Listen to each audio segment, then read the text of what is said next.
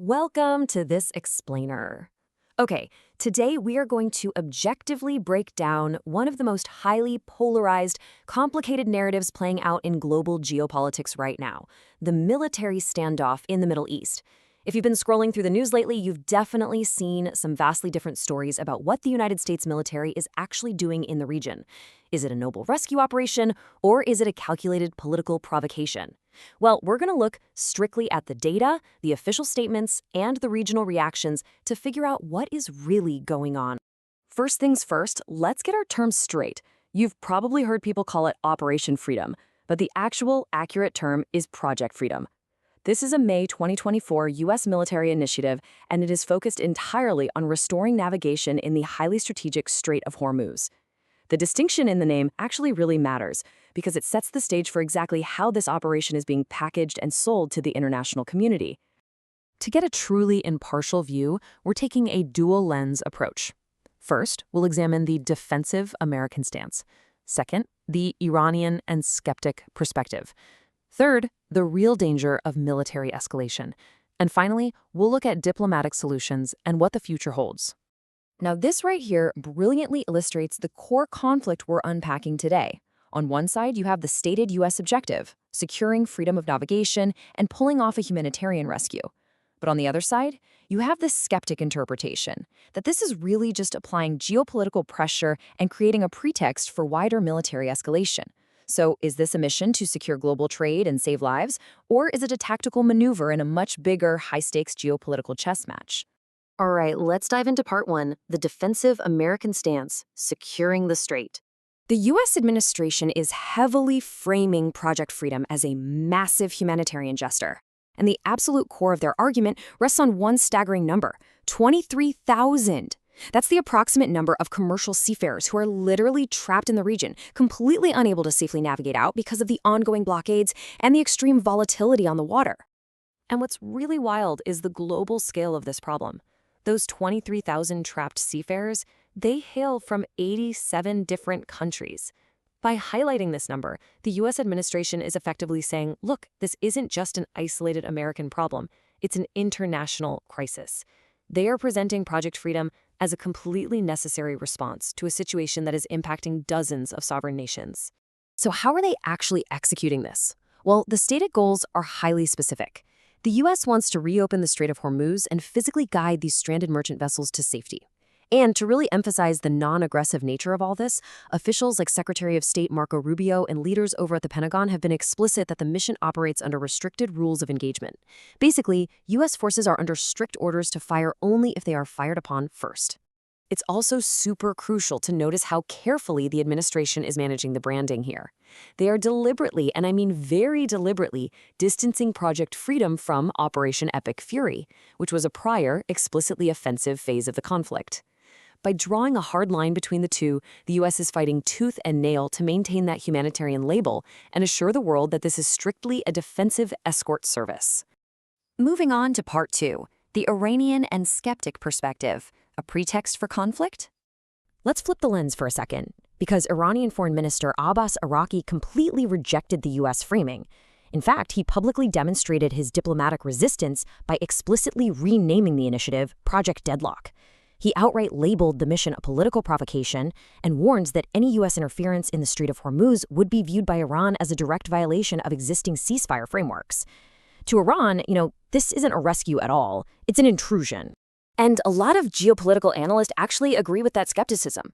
They don't view Project Freedom as a rescue, but rather as a highly calculated three-step tactical move. Step 1. Maintain a heavy military presence under a defensive label. Step 2, force Iran into a binary choice. They either surrender their control of the strait or they attack a U.S.-led humanitarian convoy. And Step 3, if Iran does attack, well, it instantly creates the clearest possible justification for a massive kinetic U.S. military response. Now, this skepticism isn't just coming from Iran or armchair analysts on the internet. It is shared regionally by some of America's key allies. Strategic partners like Saudi Arabia actually denied the U.S. access to their airspace for this specific operation. Why? Because they feared the operation was poorly planned and instead of bringing peace would inherently invite conflict and massive regional escalation. Look, when your own allies are closing their airspace to you, it really highlights just how polarizing this mission truly is. Which brings us to part 3, the danger of escalation, volatility on the ground. We've heard the U.S. goals, and we've heard the skeptics' fears, but what does the actual deployment look like right now? Well, the U.S. says this is just a maritime escort service, but the physical footprint tells a very imposing story. There are currently 15,000 U.S. service members deployed to the region specifically for this task. That is an absolutely massive mobilization for something billed strictly as a humanitarian mission. Add to those 15,000 troops the deployment of over 100 military aircraft. When you put it all together, you can really see the extreme contrast between the concept of a simple rescue mission and this overwhelming display of military power. It's exactly this disparity that has critics so deeply anxious about what the true underlying objectives might be. Plus, the underlying economics literally cannot be ignored. The Strait of Hormuz is the world's most critical oil pathway. By attempting to break this blockade, the U.S. is directly challenging Iran's primary geopolitical leverage, which is their influence over global oil prices. So when you combine an armada of 15,000 troops and 100 aircraft with the direct threat to a nation's ultimate strategic leverage, you're creating a ridiculously volatile environment. In a space this tense, even the tiniest miscalculation could trigger devastating kinetic strikes. And we have to remember the human cost here. This brinkmanship carries severe economic and security consequences for the everyday Iranian people, who would absolutely bear the brunt of any direct military conflict or economic fallout from an escalation. All right, final section, part 4, diplomatic solutions and the future, the 48-hour pause. This is where things get really fascinating.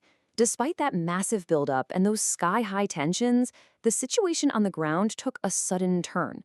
When you compare the sheer scale of the operation to the actual results, it's pretty jarring. Despite deploying 15,000 troops and over 100 aircraft, the operation was abruptly paused after just 48 hours. And in that time, only 2 ships were successfully guided. This left the future humanitarian situation incredibly precarious for the thousands of seafarers still stranded. Several media outlets even labeled the operation a complete flop, arguing it was just an empty symbolic gesture that failed its main rescue objective. However, there is another very plausible explanation for that sudden halt. This pause, which took effect on May 5, 2026, was officially attributed by President Trump to sudden progress in diplomatic negotiations with Iran. If we look at it through this lens, those 15,000 troops weren't actually there to fight a war, or maybe even to guide thousands of ships. The military buildup was ultimately a giant show of force, heavily utilized as leverage to pressure Iran into nuclear and diplomatic negotiations. It was effectively a way to prioritize an off-ramp and prevent escalation over outright military action. So as we wrap up this explainer, we're left with one critical question that honestly only time will answer. Will these diplomatic off-ramps permanently secure the Strait of Hormuz and finally bring those seafarers home? Or is this merely a temporary tactical pause in a much larger, incredibly dangerous geopolitical chess match?